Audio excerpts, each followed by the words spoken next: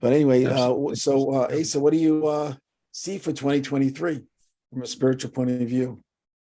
Yeah, probably maybe refreshingly, my perspective is quite different from the folks we've listened to, which are all wonderful and fascinating and so on. But, Bob Dylan's statement, or in his song, "You don't need a weatherman to tell which way the wind blows," is quite telling, because to see our future for this year, we just have to look at the past trajectory. There's no, though we may see some deviance from that, if we look at what's happened in the last few years, it's moving forward quite rapidly. We have 80% of the planet has been vaccinated. So they have, basically we have people who are producing toxic proteins in their body ad infinitum. We don't know to what degree, because there's many different batches and many different situations and different manufacture, and there's no standardization. But we already see in some places, as we know through actuarial tables and so on, a 40% increase in mortality, all-cause mortality, and so on. So we don't know the impact that's going to have overall, but it's unlike anything that's ever happened on this planet. I've been treating people for 45 years as naturopath chiropractor, but this is pretty unprecedented. And when the body is not actually designed to produce toxic proteins ad infinitum in every tissue. So we don't know where that's going to go. And as we do know, the Great Reset, that is proceeding rapidly with the psychopathic global corp beings who want nothing else but to control the entire population of the world. That's moving along. We've got some fireworks going on. And I just came back from 5 different countries in Asia. And for example, in Japan and Thailand, especially Japan, 100% of people are wearing masks, even though the government said you don't need to wear masks anymore. And imagine the generation of children that have grown up without seeing facial. It reminded me of Android. There's some nice shows on TV. What's that one called? Not Westworld. Yeah, the same creators of Westworld. I forget what it's called.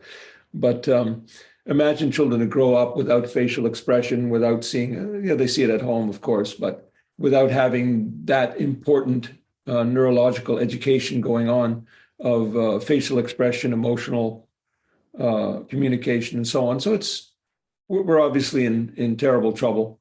And I always like to tell patients who ask me anything about it, say, it's funny that within the natural world, within biology, there's no insect, reptile, bird, mammal, primate that over billion years of evolution developed a flap of skin with holes in it to protect them from germs.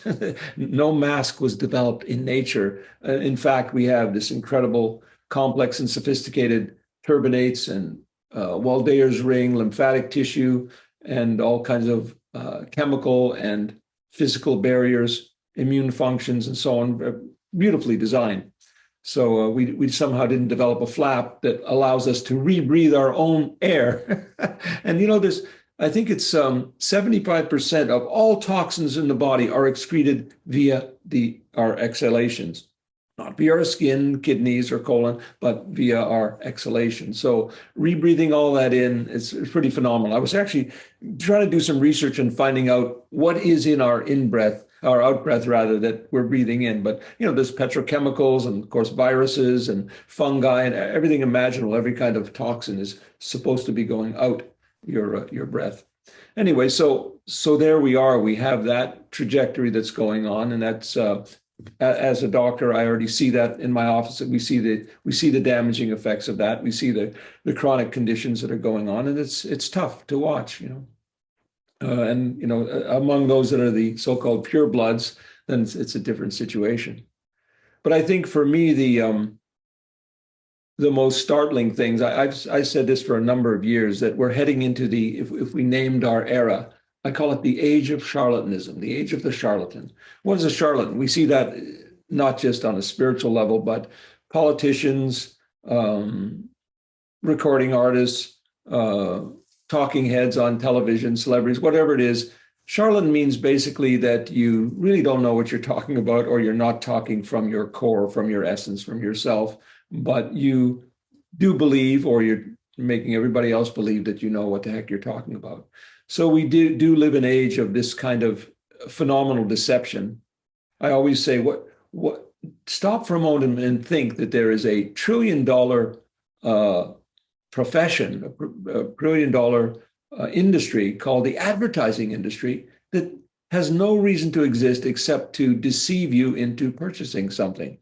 Yes, maybe in the old days they made some comparisons between this object and that object, but then with Bernays and his ilk, the nephew of Freud, Edward Bernays, who really invented modern mind control as we see it today, apart from CIA or whoever other. But he taught governments and he taught the industry how to work with our Freudian mind and to control people's outputs and control their inputs. And so this profession and this industry is only involved with manipulating us. So we become so used to lying. I remember reading somewhere how many lies we are told a day, especially if we watch television or watch advertisements, etc. But you can watch any media, and you can look on Facebook, and you're getting people's false information. And so it becomes quite difficult for the average person, impossible, I would even say, to have discriminating wisdom, to be able to discriminate what is true and what is not true. And that is the crucial factor, is can you tell shit from Shinola, I think they say in New York. Can you determine if, and it's very difficult. I don't know how many times I've been duped by people who appear honest or who appear spiritual, etc. And sometimes it can take years, as we know. Well, people know through their marriages, and sometimes it can take 1 or 2 years to find out, that the person that they projected to me and that I accepted because of my lack of insight, they're not that same person who I thought they were. That's the common statement you hear. Yes, because not only because you were not perceptive, but they went to great lengths to express a persona, a mask, rather than demonstrating their essence or making that available. So it's very easy to be fooled. And and this idea also was mentioned about the worship of celebrity and the worship of superficiality.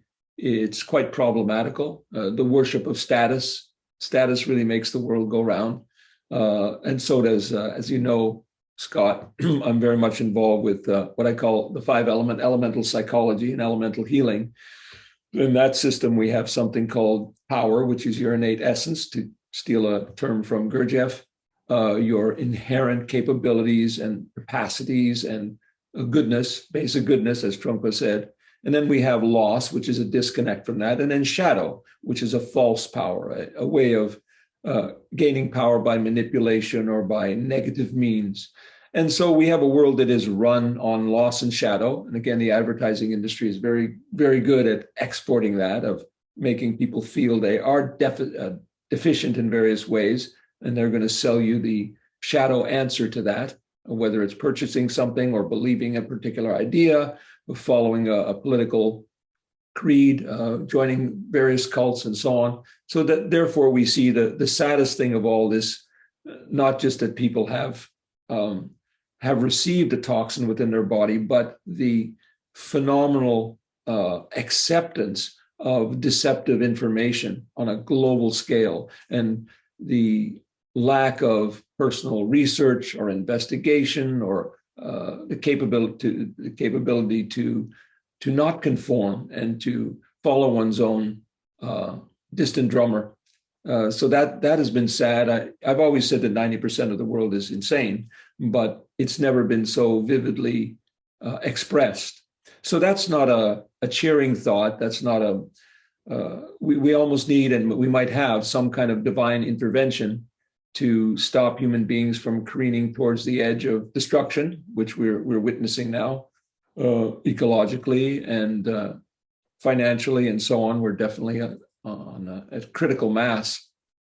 But of course, on an individual level, that's just the environment, the background from which we experience. It's just like travel. People say, how was that city? How's Japan? How's Thailand? How's Bali? And so on. Well, it's just a backdrop for your own internal processing. Otherwise, you can just read a travel directory and read a book, and you'll find out about the place. So this planet, this world, this realm is a place where we continually test our mettle. In the Buddhist approach, I think the Hindus have the same concept. They talk about 6 different realms, from hell realms, hungry ghost realms, animal realms, human realms, demigods realm, God's realm. It's very interesting that the human realm sits in the middle. So it's either the top of the lower realms or the bottom of the upper realms. So we're kind of in the middle. This is where a dividing of the ways is. We can go up or down, and people do. We can watch people even in their own lives. They go into deeper understanding, deeper compassion, more gentle, more generous, more loving, more understanding, and stronger. Or they go the other way, become progressively weaker, progressively more depressed, anger, more into loss and shadow. So that's really what's going on. I don't, in terms of the future, again, being a Buddhist, I'm very much pickled in that for the last 45 years, and that influences my way of thinking. But I am reminded of sitting with Kalu Rinpoche in Darjeeling, or just outside of Darjeeling, a place called Sonada, where he had his monastery. One of the great meditation masters of old Tibet, of the first generation that left Tibet, and he one of the top fellows. And at that time was already old. And it was during maybe it was the Cuban Missile Crisis, 1980, whatever was going on then. But we thought the world was going to end. There's going to be a nuclear holocaust. And one teary-eyed student said, "What's going to happen if they blow up the world? It's going to come to an end." He says, "Well, don't worry. You'll find another samsara. You'll find another illusory world or phenomenal world realm to live in, and you'll keep working out your karma." So basically, our own journey is we're intimately involved with this world. We have obviously have a karmic connection with everybody on this planet, the same as we have a more close karmic connection with the city that we live in, and karmic connection with the people that we meet, and in finer and finer divisions. But basically, our own journey is going to be solo ultimately. We have to work with ourselves and work with our material, try to help others as much as we can. That's what my life has been devoted to. They call it the two goals in Tibetan Buddhism: self and other. So you're trying to have full realization yourself and continually help others along the way. And there's really nothing else you can do. But to me, this particular globe, this particular world, it don't look good. I don't see the human race really surviving as we've known it, with the deterioration of culture and society that's going on now. It's unprecedented, as we all know.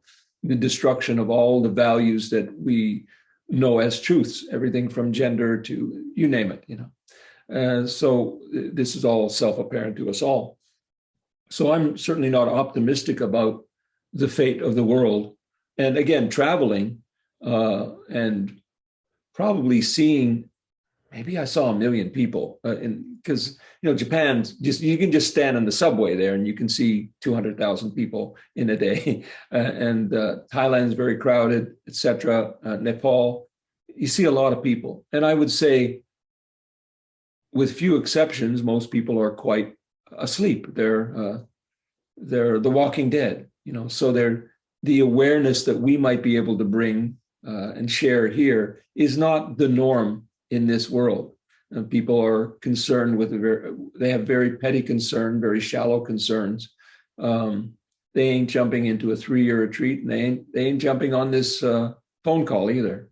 So most of the world is quite asleep to their spiritual potential, or even their psychological potential. They're trying to be happy, trying to make a living, trying to take care of their family, and often there's ruthless aspects to that too. You can get ripped off in a lot of different ways in a lot of places, including in North America. So we have to deal with a lot in our lives, as we know, and we have to be very cautious of the packs of wolves that are around, the regular folks that are overcharging you, or the corporations, the phone companies, whoever it is that is gouging us. 24% on your credit card when the interest rate was still like, when it was 1%, still you're charged 17 or 24%. So it's a tough place that we're living in, but it is a proving ground for our own spiritual development. And so I applaud anyone who is treading this path and who is trying to help others, even though it may be a drop in the bucket. Again, I don't hold out for the state of this entire world, but I'm very happy to help a few individuals, and I know our karma will complete somewhere down the road. I'm very, very interested because of Tibetan Buddhism. I'm very interested and have studied a lot of material and practiced a lot of material around light body. And so I have, and because of my own work, studying with a psychic healer over a 13-year period and then practicing for 40 years with energy sensitivity, let's call it, or biosensitivity.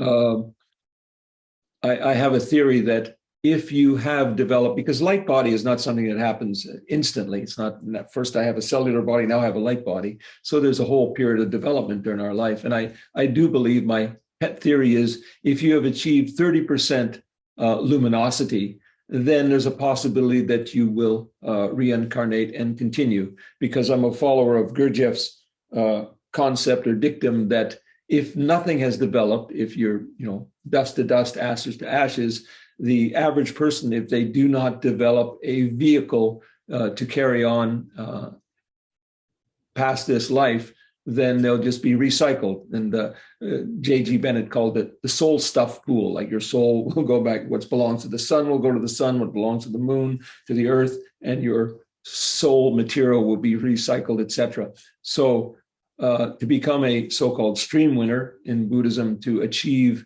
a state in which you can carry on your evolution, is already a great possibility. Because as we know, I don't know, I've been fortunate to meet some who I consider illuminated people, enlightened beings, but there's not a lot. I mean, this is an extremely rare situation. Even going to Nepal, meeting as many ordained people or monks or not, whatever their status might be, very few have reached high levels of realization. I can count on two hands. I've been very fortunate because of, spending my whole life doing this. I can count on actually two hands the number of what I consider fully realized beings. I don't know if they're a Buddha or a Jesus, but they're way up there. So my personal goal, if I can help others reach that threshold where they can carry on with their spiritual practice beyond this one life, because I don't see how you can do it in one life. If you did do it in this one life, it's because you had 50 or 100 other lives where you were very fortunate and working very, very hard.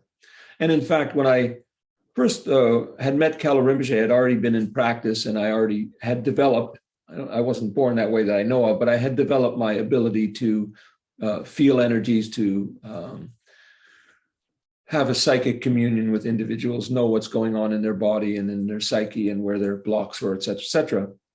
And I asked him about that. And I said, I read somewhere that if you use this, it'll, if you use your siddhis or your spiritual gifts, they'll use them up and it's a bad thing. He says, no, if you're using that to help people, have at it. You can use that gift. So that's the way I've approached that. In any way that I can help people to develop and further my own development, then that's where I'm at. So that's my only prediction, or my only, you could say, advice to the broader world, is just continue to help others and to forge ahead on your own path, and to watch out for the fakes and phonies, because they're everywhere on all levels, not just on a spiritual level, but there's deception. And I think 2023 will continue with an accelerated level of deception, especially as people have noted, more truths will come out. And because of that, there'll be more resistance and more lies in order to cover up some of these dastardly events that have transpired and been perpetrated upon the human race. So that's it really for me. Oh, thank you very much. That was thanks for listening to the doom and gloom. No, it was a lot of wisdom. quick question. For those of us who did have to get vaccinated, what do we do medically? Actually, there's quite a bit of information. It's freely available on the internet. And again, that's the staggering thing. That kind of information. I have some photos of me the very first week that we heard about this pandemic, and I've got a trench coat on, rubber gloves, a mask, a hat, and that lasted, I think, about 4 days. And by then, some information started to come out, and I said, "Wait a minute, this is a bit flaky." And now, of course, it's an inconceivable avalanche of information about the toxicity and about the possible rectifications.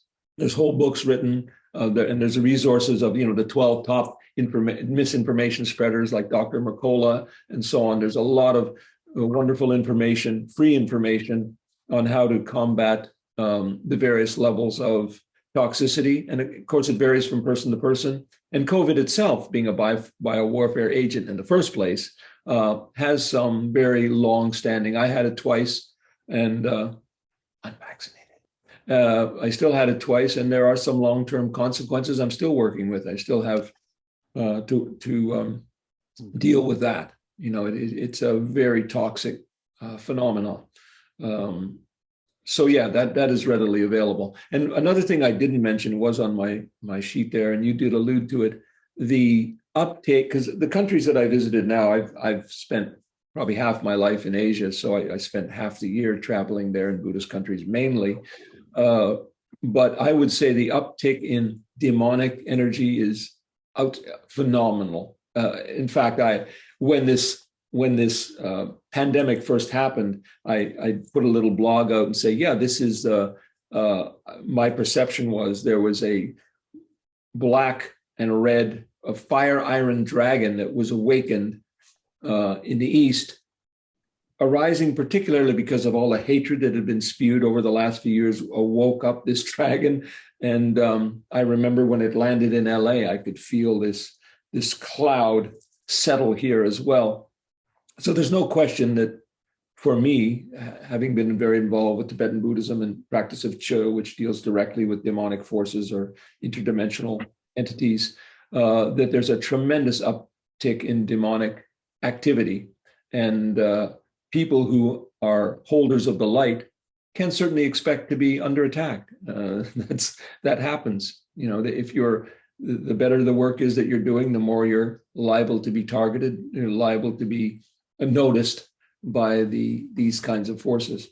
So all the more reason to gird your loins and have a great spiritual strength and align yourself with powerful spiritual forces that can come to your aid. We can't do it ourselves, for sure. I have my little buddies here, and I really rely on my pantheon of Tibetan helpers and meditations to protect myself, because it's nasty out there. And each country has their own little nasty folks. So you go from country to country, you're getting it's like a different microbiology. You're getting different types of organisms, bacteria, viruses, molds. And you're also getting different non-human entities showing up, and they're just as much pathogens as microbes. They're just another life form. So, yeah. Well, thank you. Steve, you had a question? Let me pin you. There you go. A quick observation, just great. Yeah, I agree. I'm a Gurdjieff guy too for a long time. I'm actually shocked that a Gurdjieff person who studied Gurdjieff would get vaccinated, but I understand that there are things going on. I didn't get vaccinated, so don't blame me. No, I know. I'm not blaming. I don't blame anybody. I honestly don't blame anybody. I understand just what's going on. It's a pretty rough situation. Yeah. But I also you mentioned Bernays, and I always like to, if people are interested in people like Bernays. Bernays was married to Margaret Mead, I believe. Bernays also worked with Norbert Wiener, the father of cybernetics, and they ran things called the Macy conferences in 1947. On from 1947, and that was the beginning of social engineering. And we have to also, those words should be spoken at this, social engineering, what's going on. Norbert Wiener had a come to Jesus moment. He was working at MIT. He when he realized what his work in cybernetics was becoming, He kind of started studying Kabbalah and dropped out of it a little bit, but it's not really public. I've spoken to people who know. He wrote God in Golem and the Human Use of Human Beings, and also the books on cybernetics. And looking into the Macy conferences and Norbert Wiener is a kind of important thing to understand how we got here today. So thanks a lot. Yes, thank you very much. You're an encyclopedia of information. Well, thank you very much, Asa. And if someone wants to work with you and study with you, what's the best way to make contact? Yeah, they can go to one of my many websites, the5wisdoms.com or the 5waysofpower.com. I can put it in the chat. Sure, that'd be great. My main approach based on Tibet, not only just Tibetan Buddhism, but cross-cultural investigation of this ancient piece of wisdom of these 5 elemental forces that maintain the world, our bodies, our minds, and our spirit. That's the focus of my training, because I find it's the most accessible and accurate and immediate way to start transforming our body and mind is through the 5 elements. It's a basic building block you can work with. Great. You said you're coming out with a new course on that? Yeah, I've got courses and books coming out this year. Some of these books I've been writing literally for 20 years, my own karmic obstacles to get them out there. But this year it is happening. So yeah, they'll soon be around. 5 elemental psychology and 5 elemental energy healing, etc. So I'll put a link to that stuff. Excellent. Look forward to reading them. Okay. Thank you very much. Thank you very much. Blessings and Happy New Year. Yeah.